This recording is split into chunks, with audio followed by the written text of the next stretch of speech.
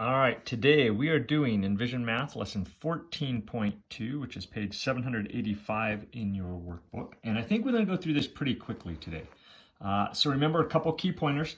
On a coordinate grid, the x-axis goes horizontal, the y-axis goes vertically, and we always go over first, and then we go up, or we go the x-axis first, and then the y-axis. And again, remember that in the alphabet, in alphabetical order, X comes before Y in alphabetical order.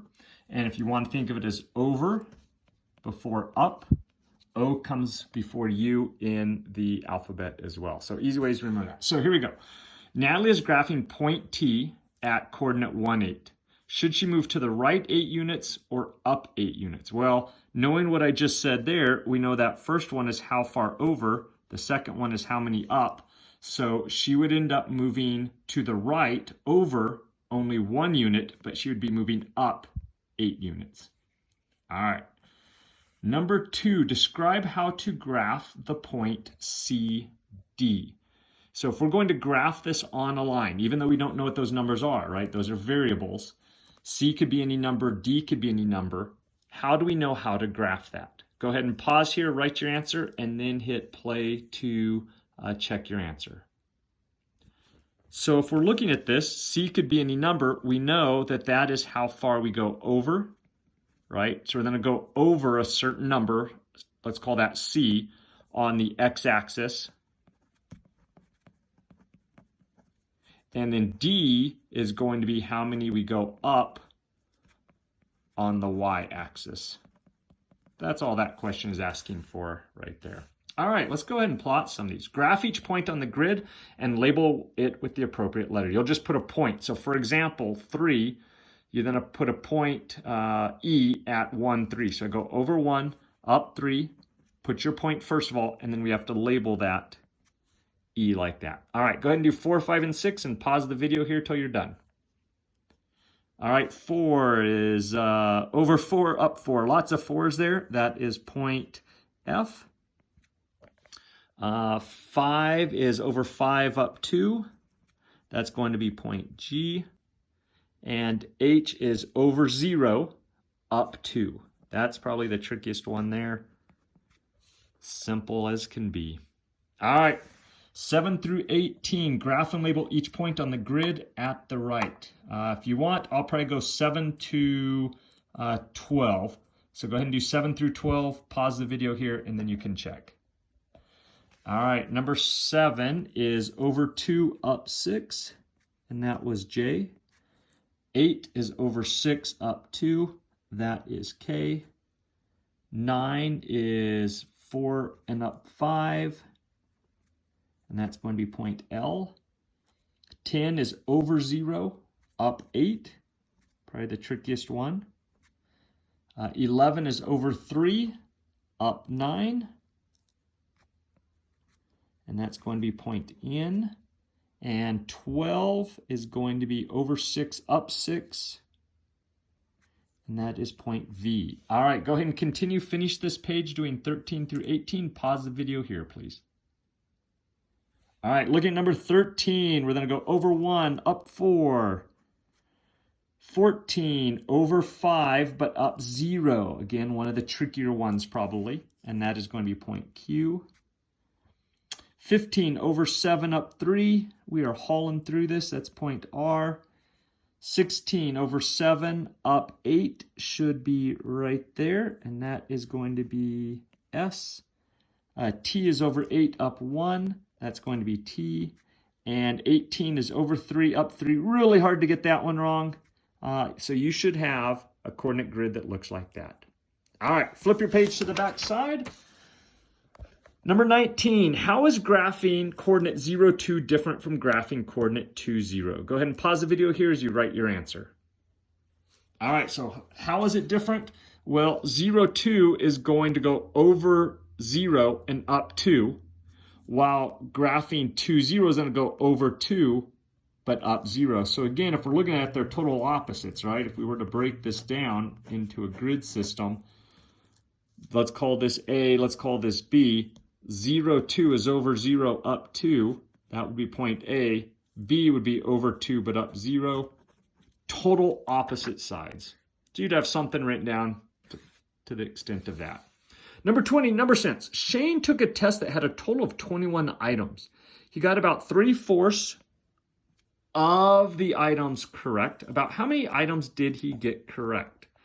So remember on this one, of means multiply. So go ahead and pause the video, try it out, and then we can correct this together. So we know we're setting this up as 3/4 of 21. We know that of means multiply. So basically I'm going 3/4 times 21. I need to put 21 as a fraction. So I put it over the denominator 1.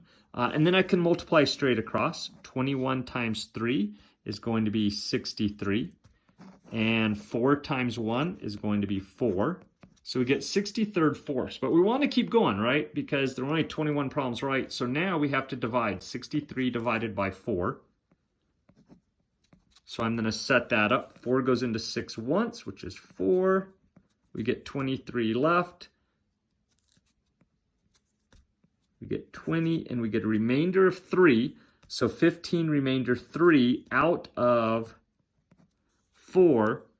About how many items did he get? Oh man, this is about even. We could have even rounded this puppy with that. So we would have, he gets about 16 of them correct.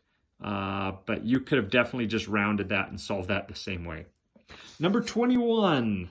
Point C is located at coordinate 10, 3, and point D is located at coordinate 4, 3. What is the horizontal distance between the 2 points? Explain. Ooh, this is a good one. I love it.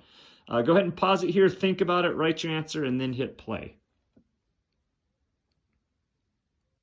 So looking at this, if we were to graph this out, right? So we have a point located over 10. I'm just going to put 10 right here, over 10, and then up 3, right? So over 10 and up 3. And then we had another point, and that was point C, we'll call that. Another point located over 4. So let's say 4 is right here, and up 3, right? And that was point D. They want to know the horizontal distance between these two right there. That's all that is asking. So we would have 4 to 10, right? So we could either go 10 minus 4 and get 6, or go 4, 5, 6, 7, 8, 9, 10. That's going to give a difference of 1, 2, 3, 4, 5, 6. We would have a distance of 6. And it's not in inches or anything, so just, 6. 22, Laura buys 3 balls of yarn. Each ball of yarn costs $4.75. She also buys 2 pairs of knitting needles. Each pair costs $5.75. She pays for her purchase with 2 $20 bills. What is her change? Lots of steps here. Take your time. You're going to need lots of scratch paper. Go ahead and pause the video here and try it out. All right, 3 balls of yarn, $4.75 each. So I'm going to go $4.75 times 3.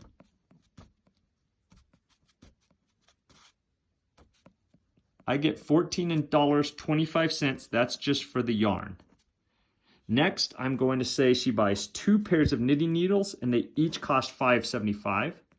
So $5.75 plus $5.75, or times 2, right? So that's $11.50. Those are for the needles. Now, we have to figure out, she pays, and we want to know her change. So I need to figure out how much she pays total. So we have to add these together, $14.25 plus $11.50. So that's how much she spent, was $25.75. She gives the clerk 2 $20 bills. So $20 plus $20 is $40. And her change, we would then subtract. We go $40 minus $20.75. We have to borrow from the 4. We get 5, 2, so 25 cents. $14.25 change on that one. That one had the most steps for sure. All right, 23, graph the points below on the grid at the right. Go ahead and pause the video here as you're filling those in. All right, A is over 2 up 4. B is over 1 up 2. C is over 2 up 0. D is over 3 up 0. Ooh, right next to each other. Over 4 up 2 is E. And over 3 up 4 is F. Alejandro wants to connect the points to form a shape. What would be the most appropriate tool for him to use? Use the tool to connect the points. So what they're looking for here is not really looking at a pen or a pencil to do that. They're looking for you using some sort of straight edge or ruler is what they're looking for. So I have a real fancy coaster here on Deer. I'm going to flip it over to the other side. And if we are connecting these, we can simply, see if I can hold the camera and do it at the same time. Hold it like that, connect with a nice straight line. Coming over this way, get it right in there. Connect with the straight line. Connect with the straight line. Ooh, we're making a nice shape that you all learned about probably back in 2nd grade. I know in the enVision math book they introduce hexagons in there. And the last one, wow, doing this one-handed, I'm actually pretty impressed. All right, there we go. A hexagon there. What tool did we use to connect those? I'm going to say a straight edge. In my case, it was a coaster. But they're looking for the mathematical word straight edge or ruler that has a straight edge. 25. Talia draws a map of her neighborhood on a coordinate grid. Her map shows the school at S16, her house at 43, the library at 72. Graph and label each location. Now you're noticing here, library has the L, school has the S. So we're starting to see a connection a little bit more to real world stuff with these coordinate grids. All right, go ahead and pause the video and fill it in. All right, the school at 16, that's where her school is at. Her house is going to be at 43. Put H for house, and the library is at 72. That's going to be the library. You'll see where we're going with this in the future. We're going to be taking this thing and then actually figuring out distances and stuff and actually going further with this in future lessons. Nice job today.